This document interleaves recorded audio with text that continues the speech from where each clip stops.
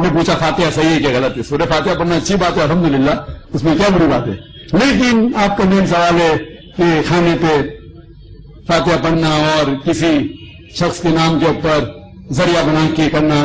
قرآن مجید میں کم از کم 4 جگہ کہا گیا ہے۔ سورہ بقرہ میں سورہ نمبر 2 آیت نمبر 173، سورہ مائدہ سورہ نمبر 5 آیت نمبر 3، سورہ انعام سورہ نمبر 6 آیت نمبر 145 اور سورہ نحل چیپٹر نمبر 16 سورہ نمبر 16 آیت نمبر 115 میں اللہ تعالیٰ فرماتے حرمت علیکم المیتۃ والدم ولحم الخنزیر وما اہل لغیر اللہ بہ، آپ کے لیے حرام ہے سور کا گوشت، خنزیر کا گوشت، مرا ہوا گوشت، خون، اور وہ کھانا جس کے اوپر اللہ کے علاوہ کسی اور کا نام لیا گیا ہے۔ تو اگر آپ اللہ کے علاوہ کسی اور کا نام لیتے کھانے پہ، چاہے وہ محمد صلی اللہ علیہ وسلم کا بھی ہو، اگر آپ محمد صلی اللہ علیہ وسلم کا بھی نام لیتے کھانے پہ تو قرآن کی آیت کے حساب سے آپ کے لیے حرام ہے۔ تو باقی کسی کے پیر یا میں نے کہتے ثابت ہے نہیں، وہ میں نہیں کہہ رہا ہوں، آپ کا حکومت کی نہ ڈاکٹر ذاکر نہ کہتے ہیں کہ اللہ کے علاوہ کسی کا نام لینا حرام ہے، میں کیا تو کچھ اس کی اہمیت بھی نہیں۔ آپ کہیے آپ کے سہیلی سے، آپ کے دوست سے کہ اللہ تعالیٰ فرماتے سورہ بقرہ میں سورہ نمبر 2 آیت نمبر 173، اللہ تعالیٰ فرماتے سورہ مائدہ میں سورہ نمبر 5 آیت نمبر 3، اللہ تعالیٰ فرماتے سورہ انعام سورہ نمبر 6 آیت نمبر 145، سورہ نمبر 16 آیت نمبر 115۔ اگر یاد نہیں رکھ سکتے لکھیے۔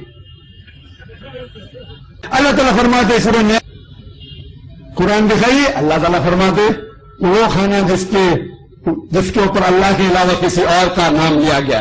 تو اکثر جہالت کی وجہ سے کچھ ہمارے مسلمان بھائی بہن اس غلط فہمی کا شکار ہے، کیا یہ دین کے اندر یہ دین کا مسئلہ ہے؟ لیکن اس بات پہ میں اس جواب کو ختم کروں گا۔ شیخ ابن تیمیہ فرماتے ہیں، شیخ ابن تیمیہ جو الحمدللہ ثم الحمدللہ ایک بڑے عالم تھے الحمدللہ،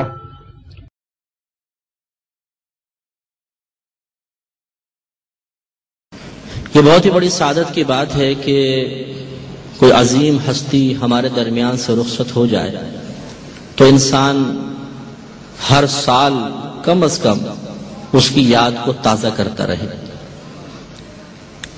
یہ ہر سال پروگرام رکھنے کا مطلب ہرگز یہ نہیں ہے کہ سال میں ہی ایک دفعہ یاد کیا جاتا ہوگا، یقیناً کرتے ہوں گے، بڑے پیمانے پر ایک اچھے انداز سے ایصال ثواب کے لیے اہتمام بہت بڑی سعادت کی بات ہے۔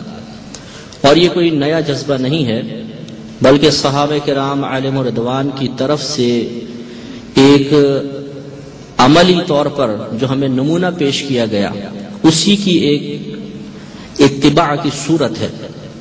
حضرت سعد رضی اللہ تعالیٰ عنہ نبی کریم صلی اللہ علیہ وسلم کی خدمت اقدس میں حاضر ہوئے اور عرض کیا صلی اللہ صلی اللہ علیہ وسلم میں کون سا ایسا عمل کروں کہ میری والدہ کے انتقال کے بعد انہیں اس کا نفع ملتا رہے؟ تو نبی کریم صلی اللہ علیہ وسلم نے ارشاد فرمایا پانی، یعنی تم پانی پلاؤ اور اس کا ثواب آپ کی والدہ کو پہنچے گا۔ تو حضرت سعد رضی اللہ تعالی عنہ نے ایک شارع عام کے کنارے ایک کنواں کھدوا دیا تھا اور اس پہ ایک باقاعدہ پلیٹ لگائی جس پہ لأم سعد لکھوایا، یعنی سعد کی ماں کے لیے، اور آپ کا قصد و ارادہ یہ تھا کہ جتنے لوگ اس سے پانی پیتے رہیں گے اس کا ثواب میری والدہ کو ملتا رہے گا۔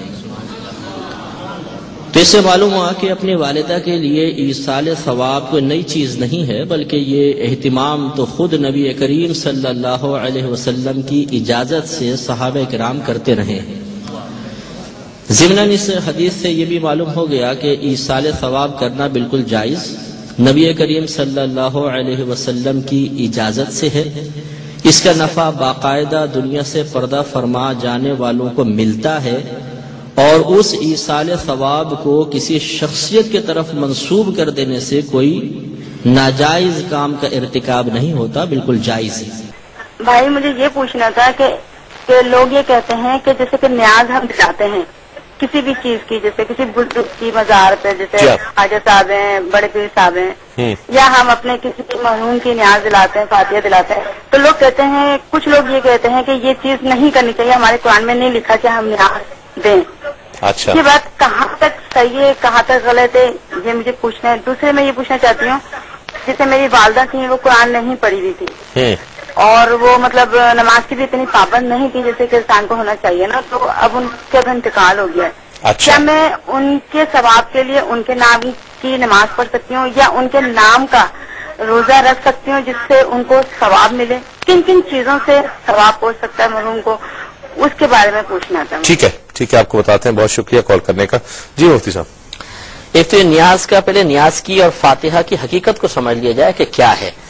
دیکھیں کچھ کنٹروورشل ہے ہمارے ہاں. جی ہاں، عام جو مسلمان مردہ ہے اس کے ایصال ثواب کے لیے جو کھانے پینے کا انتظام کیا جاتا ہے اس کو نیاز کہتے ہیں. اور اگر کسی عالم فقیہ یا کسی ولی کے ایصال ثواب کے لیے کھانے کا اہتمام کیا جائے تو اس کو ادباً فاتحہ کا نام دے دیتے ہیں. ٹھیک ہے. یا اس کو جو سپوزٹ بعض لوگ لیتے ہیں کہ اس کو فاتحہ کہہ دیتے ہیں، اس کو نیاز کہہ دیتے ہیں. ٹھیک ہے. یہ ہوتا رہتا ہے، لیکن دونوں کی حقیقت یہ ہے کہ یہ ایصال ثواب ہے. ٹھیک ہے. اب اس میں بعض اوقات یہ اہتمام ہوتا ہے کہ کھانا سامنے رکھ کر قرآن وغیرہ پڑھا جاتا ہے.